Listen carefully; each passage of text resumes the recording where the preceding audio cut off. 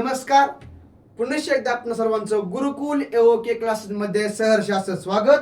तर आज आपण बघणार आहोत की बुद्धिमत्ता या घटकातील पुढचा टॉपिक म्हणजे दिशा ज्ञान. एकदम सोप्या भाषेमध्ये त्यावरील काही 10 प्रश्न आहेत. त्या 10 प्रश्नांचं एकदम सोप्या भाषेमध्ये विश्लेषण बघणार आहोत. तत्पूर्वी आपणास त्यावरती थोडीफार माहिती बघायची आहे. माहिती काय आहे बघा. आपणास या बुद्धिमत्ता या घटकामध्ये दिशा हा घटक आहे. परंतु दिशा वास्तवात किती आहेत तर मुख्य दिशा आहेत 4, उपदिशा आहेत त्या 4. बघा, पूर्व, पश्चिम, उत्तर, दक्षिण, आग्नेय, नैऋत्य, वायव्य आणि ईशान्य. पूर्व, पश्चिम, उत्तर, दक्षिण ह्या आहेत मुख्य दिशा आणि आग्नेय, नैऋत्य, वायव्य, ईशान्य ह्या आहेत उपदिशा. आता आपणास काय माहिती पाहिजे तर मुख्य 2 दिशांमध्ये किंवा उप 2 दिशांमध्ये कधीही 90 अंशाचा कोन असतो, म्हणजेच काटकोन असतो. परंतु जर एक उप घेतली आणि एक मुख्य घेतली तर त्या ठिकाणी दोघांमध्ये असतो तो 45 अंशाचा कोन म्हणजे 90च्या अर्धी. हे समजलं असेल तर बघूयात पहिला प्रश्न.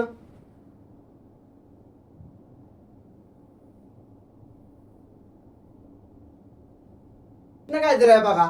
लता पूर्वेकडे तोंड करून उभी आहे. लता पूर्वेकडे तोंड करून उभी आहे तर ती उजवीकडे काटकोनात 10 वेळा वळाली.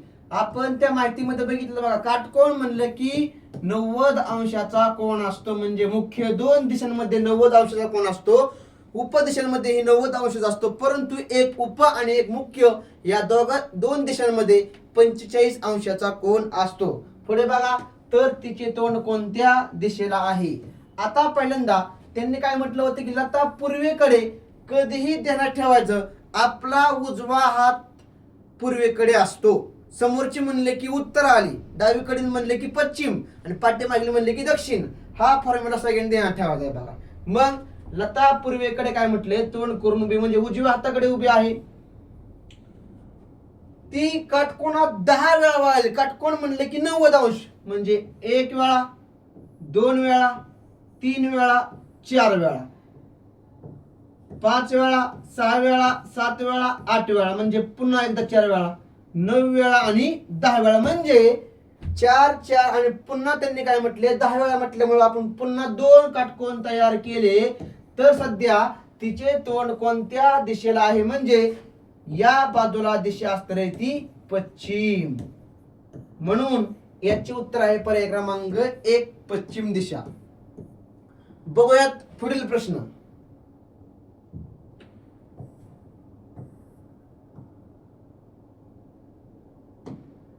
प्रश्न काय दिलाय बघा. गणेश पूर्वेला 6 किमी चालत जाऊन नंतर तो उजव्या बाजूला वळाला व 8 किमी अंतर चालला तर तो मूळ स्थानापासून किती अंतरावर आहे. एकदम सोपा प्रश्न आहे बघा. उजवा हात म्हणले की पूर्व दिशा हे ध्यानातच ठेवायचं आहे. मग गणेश ह्या ठिकाणावरती असेल, या ठिकाणापासून तो पूर्वेला 6 किमी चालत गेला, नंतर उजवीकडे वळून म्हटले बघा. याचा अर्थ जर पूर्वेकडे बघत असेल तर त्या ठिकाणी उजवा हात हा दक्षिण दिशेला असणार आहे बघा. मग तो दक्षिणेकडे 8 किमी गेला तर मूळ स्थानापासून, मूळ स्थान म्हणजे ज्या ठिकाणापासून तो निघाला होता, याचा अर्थ हे असणार त्याचे मूळ स्थान. या मूळ स्थानापासून तो किती अंतरावर आहे. मग हे असते पायथागोरसचे प्रमेय.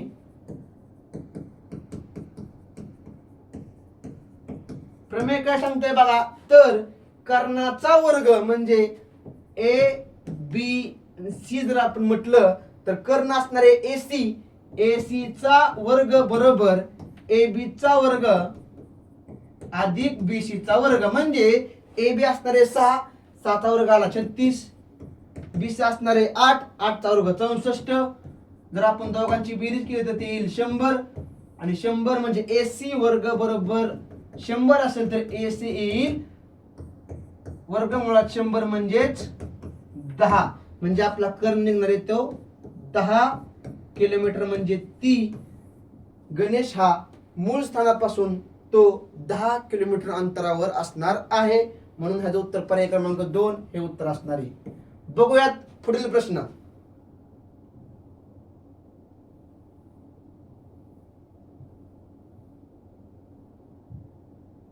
जर अजय सुमितच्या उत्तरेस, काय म्हटले बघा, अजय सुमितच्या उत्तरेस, जर आपण सुमित या ठिकाणी म्हटलं, सुमितच्या उत्तरेस म्हणजे समोरची बाजू, या ठिकाणी कोण आहे, अजय उभा आहे.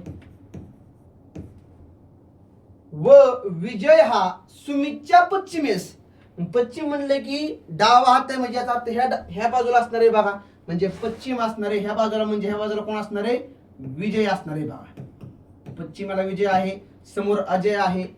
प्रश्न त्यांनी काय विचारलाय बघा, विजयच्या कोणत्या दिशेला अजय आहे बघा. विजयच्या म्हटलं या, मग ज्याच्या पासून म्हटलं या तो असतो सर्व दिशांचा मध्यबिंदू. मग म्हणजेच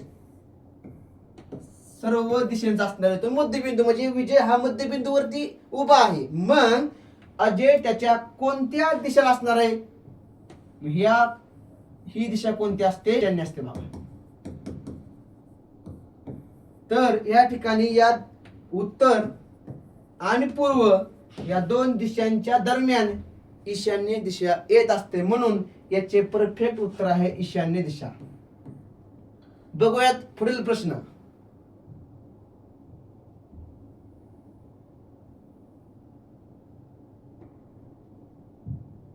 प्रश्न काय दिलाय बघा, प्रसाद पूर्वेस 18 किमी गेला.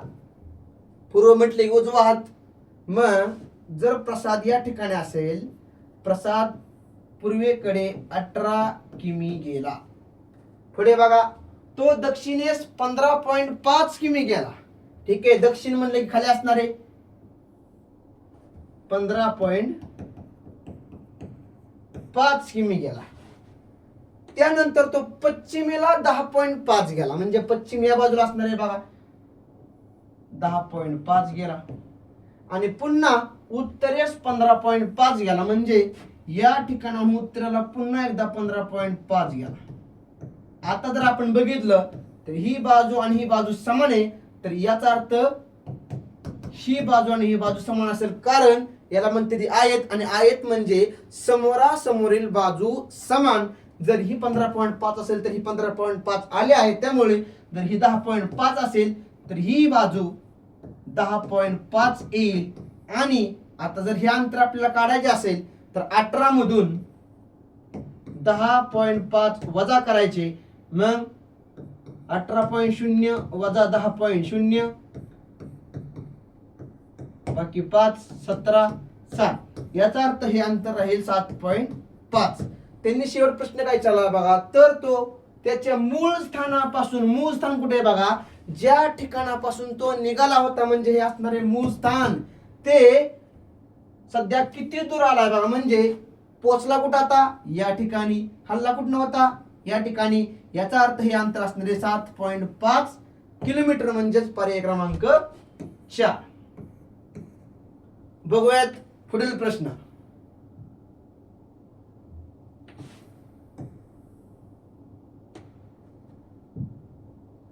आग्नेयस तोंड असलेली माधुरी डावीकडे 3 वेळा काटकोनात वळून, बघा आता आग्नेय म्हटलं की पूर्व आणि दक्षिण या दोन दिशांच्या मधली दिशा बघा. मग जर ही पूर्व असेल आणि ही दक्षिण असेल तर या दोघांच्या दरम्यान असणारी ती आग्नेय,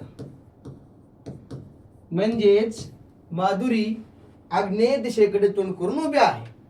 जर ते 3 वेळा काटकोनात वळून कुठं वळाली बघा, डावीकडे. जर आग्नेयकडे बघत असताना डावी बाजू ही ह्या साईडला असणार आहे बघा, उजवी असणार आहे ह्या बाजूला, म्हणजेच 3 वेळा काटकोनात, म्हणजे बघा आता आपण बघितलं होतं की दोन मुख्य दिशा म्हणलं की काटकोन असतो, दोन उपदिशा म्हणलं तरच काटकोन असतो बघा. मग हा होईल पहिला काटकोन, म्हणजे इथं आले ईशान्य दिशा. हा होईल दुसरा काटकोन, इथं आले वायव्य. हा होईल तिसरा काटकोन, नैऋत्य. पुन्हा त्यांनी काय म्हटलंय बघा, पुन्हा उजवीकडे दोनदा काटकोनात वळाली. पुन्हा एकदा बघा, याचा अर्थ ह्या नैऋत्यवरून एकदा काटकोन आणि दोनदा काटकोन, म्हणजे आता ईशान्य दिशेकडे बघत ते असणार आहे बघा. तर तिच्या पाठीमागील दिशा, म्हणजे जर तिच्या समोरची दिशा ही ईशान्य असेल तर पाठीमागील दिशा ही साहजिकच नैऋत्य दिशा असणार आहे बघा, म्हणजेच पर्याय क्रमांक 2. बघूयात पुढील प्रश्न.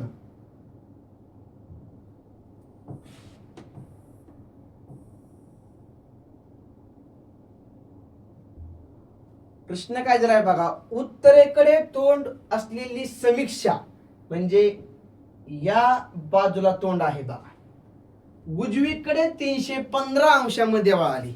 आता तुम्ही म्हणताल तुम्ही आम्हाला 45 अंश सांगितलं, 90 अंश सांगितलं, परंतु 315 आलंय कसं काय?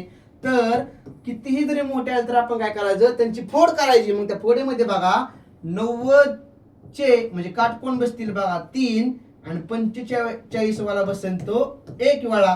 मग त्या दोघांची जर आपण बेरीज केली तर ती येते 315 अंश, कारण 90 त्रिक 270 अधिक हे 45, 5 7 11 315 अंश येते बघा लगेच. मग पुढे त्यांनी काय म्हटलंय बघा, उजवीकडे 315 अंशामध्ये वळाली बघा, म्हणजे 3 वेळा उजवीकडे पहिल्यांदा वळा. मग बघा आता जर उत्तरेकडे बघत असेल तर 1 वेळा उजवीकडे, 2 वेळा उजवीकडे आणि 3 वेळा उजवीकडे. याचा अर्थ 3 वेळा काटकोनात वळाल्यानंतर ती आता आली आहे पश्चिम या दिशेकडे.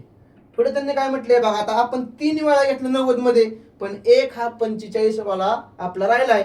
मग तो घ्या पुढे तर लगेच इथं असणारी वायव्य दिशा. तर आता तिच्या डावीकडील बाजूला कोणती दिशा असेल? आता बघा तुम्ही म्हणताल की वायव्याच्या डावीकडे पश्चिम आहे, परंतु कधीही ध्यानात ठेवा आलेली जी दिशा आहे ती दिशा आहे उपदिशा. मग जर त्यांनी आपल्याला डावी किंवा उजवी विचारली तर ती उपदिशाच लिहायची बघा. मग या ठिकाणी बघा वायव्याच्या डावीकडील दिशा असणार आहे ती पहिली नैऋत्य, म्हणून याचे उत्तर आहे पर्याय क्रमांक 2 नैऋत्य. या ठिकाणी समजलं असेल बघा, उप म्हणले की उपदिशा लिहायची, जर मुख्य दिशा आली असेल तर मुख्यच लिहायची बघा. बघूयात पुढील प्रश्न.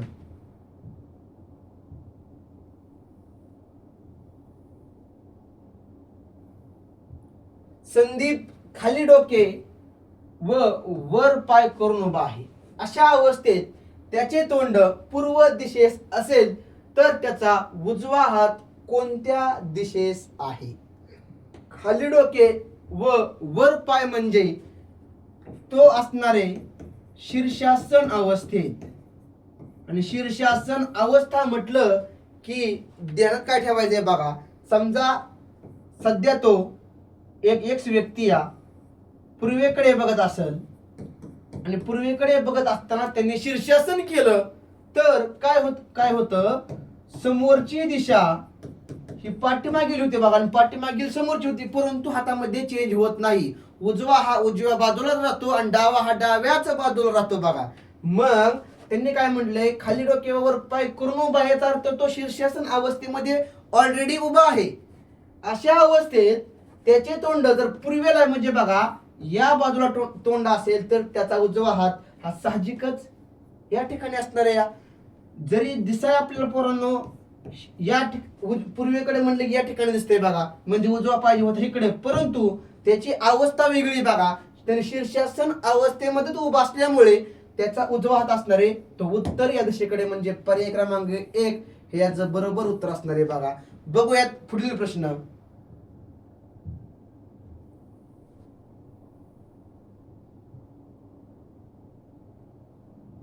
प्रश्न काय दिलाय बघा, जर आग्नेय दिशा उत्तर झाली व ईशान्येला पश्चिम आली तर याप्रमाणेच पश्चिम दिशेची कोणती दिशा होईल? एकदम सोपा प्रश्न आहे बघा. यासाठी पहिल्यांदा सर्व दिशा मांडून घ्या. पूर्व, पश्चिम, दक्षिण, उत्तर, आग्नेय, नैऋत्य, वायव्य आणि ईशान्य. आता त्यांनी काय म्हटलं होतं, आग्नेय दिशा उत्तर झाली बघा. म्हणजे या आग्नेयच्या जागी उत्तर दिशा आली आहे. म्हणजे बघा उत्तर या ठिकाणी असल्यामुळे हे 45°, या ठिकाणी 45° आणि हे 45°. म्हणजे 45 + 135° उत्तर ही दिशा या आग्नेयच्या जागी आली बघा. पुन्हा बघा पुढचा काय म्हटले त्यांनी, ईशान्येला पश्चिम आले बघा. म्हणजे त्या ईशान्येच्या जागी पश्चिम म्हणजे बघा 45, 45, 45 म्हणजे ही सुद्धा उजवीकडे 135 मध्ये वळाली. याचा अर्थ प्रत्येक दिशा आपली जागा सोडून उजवीकडे 135° जात आहे. मग पश्चिम दिशेची कोणती दिशा होईल, म्हणजेच पश्चिम या दिशेच्या स्थानी कोणती दिशा येईल. याचा अर्थ ही ईशान्य तर येणार नाही माघारीकडं, कारण आपल्याला काय म्हटलंय उजवीकडे 135 मध्ये जात आहे बघा. याचा अर्थ या ठिकाणी बघा 45, 45, 45.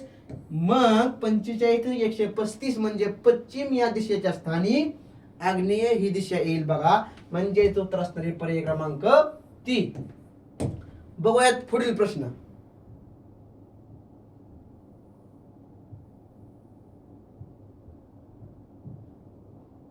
प्रश्न काय दिलाय बघा, एक्स आणि वाय हे एकाच बिंदूपासून सुरुवात करतात. एक्स आणि वाय हे एकाच बिंदूपासून सुरुवात करतात. एक्स उत्तरेकडे 20 मीटर चालतोय बघा. याचा अर्थ एक्स उत्तरेकडे गेला 20 मीटर. नंतर पश्चिमेला होतो आणि 40 मीटर चालतो. ठीक आहे, 40 मीटर गेला. नंतर उजवीकडे होतो आणि 25 मीटर चालतो. याचा अर्थ जर पश्चिमेकडे बघत असेल तर उजव्या हाताला दिशा असणार आहे ती उत्तर. म्हणजे उत्तरेकडे 25 मीटर गेला. त्याच वेळी वाय उत्तरेकडे 45 मीटर चालतो. त्यांनी पहिलं विधान त्यांनी काय दिलं बघा, एक्स आणि वाय हे एकाच बिंदूपासून सुरुवात करतात. ज्या बिंदूपासून एक्स निघालाय त्याच बिंदूपासून वाय बी निघणार आहे. याचा अर्थ वाय उत्तरेकडे 45 म्हणजे सरळ या बिंदूपासून 45 मीटर चालत गेला. त्यापैकी या ठिकाणी 20 दिले आहे, या ठिकाणी अंतर राहील 25. पुढे बघा त्यांनी काय म्हटले तर एक्स स्थानाच्या संदर्भात वाय कुठे आहे. मागील प्रश्नामध्ये आपण बघितलं या ठिकाणी बघा ही 25 आहे, या ठिकाणी देखील 25 आली. याचा अर्थ या ठिकाणी आकृती बनत आहे आयत. आणि आयत म्हणलं की समोरासमोरील बाजू असतात समान. मग हा आहे आयत आणि आयत म्हणलं की समोरासमोरील बाजू समान. म्हणजे ही 40 असेल तरी वर देखील 40 येईल. मग विधान काय सांगते बघा, एक्स पश्चिमेस 20 मीटर वर येईल का, नाही, कारण उत्तर हे 40 ने पाहिजे बघा. या ठिकाणी 20 बी कॅन्सल होईल. मग एक्स पूर्वेस 40 मीटर का, एक्सच्या पश्चिमेस 40 मीटर. तर या ठिकाणी एक्स आहे, या ठिकाणी वाय आहे. तर एक्सच्या पूर्वेस वाय हा 40 मीटर अंतरावर. म्हणजे पर्याय क्रमांक 3 हे आपले अचूक उत्तर असणार आहे बघा. बघूयात शेवटचा प्रश्न. प्रश्न काय दिलाय बघा, राम, श्याम, भरत आणि राज हे चौघे जण कॅरम खेळत असून त्यामध्ये राम व भरत आणि राज व श्याम हे एकमेकांचे पार्टनर आहे. पश्चिमेस तोंड करून बसलेल्या भरतच्या उजव्या बाजूस राज बसला आहे. तर श्याम कोणत्या दिशेस तोंड करून बसला आहे. आता बघा या ठिकाणी जर आपण कॅरम बघितलं तर या कॅरमला असतात 4 बाजू, 4 बाजूवरती हे 4 जण बसलेले आहेत. परंतु त्यांनी एक विधान दिले बघा, राम व भरत एकमेकांचे पार्टनर म्हणजे काय असणार आहेत तर एकमेकांच्या विरुद्ध बाजूला असणार आहेत बघा ती. मग राम आणि भरत हे एकमेकांच्या विरुद्ध आहेत. तसेच राज व श्याम एकमेकांच्या विरुद्ध. त्यांनी पुढे काय म्हटलंय बघा, पश्चिमेस तोंड करून बसलेल्या भरत. आता पश्चिमेला तोंड करून कोण बसलंय, तर तो असणार आहे भरत, म्हणजे पूर्व या ठिकाणी बसणार, पूर्वेकडे बसला असणार आहे, परंतु त्याचे तोंड असणार आहे ते पश्चिमेला. पुढे बघा, भरतच्या विरुद्ध कोण असणार आहे, तो असणार आहे राम. तोंड करून बसलेल्या भरतच्या उजव्या बाजूस, भरतची उजवी बाजू असणार आहे ही, आणि ह्या बाजूस बसला आहे राज. राजच्या विरोधक बाजूला कोण बसला आहे, तो श्याम असणार आहे बघा. तर त्या श्याम कोणत्या दिशेस तोंड करून असणार आहे, तर श्याम बघणार आहे बघा वर. याचा अर्थ या ठिकाणी असणारी दिशा कोणती असणार आहे, उत्तर. म्हणून याचे बरोबर उत्तर आहे पर्याय क्रमांक 2 उत्तर. अशा प्रकारे आपण 10 प्रश्नांचे सविस्तर विश्लेषण केले आहे. अशाच प्रकारचे व्हिडिओ पाहण्यासाठी या चॅनलला लाईक करा, शेअर करा आणि सबस्क्राईब करा. धन्यवाद.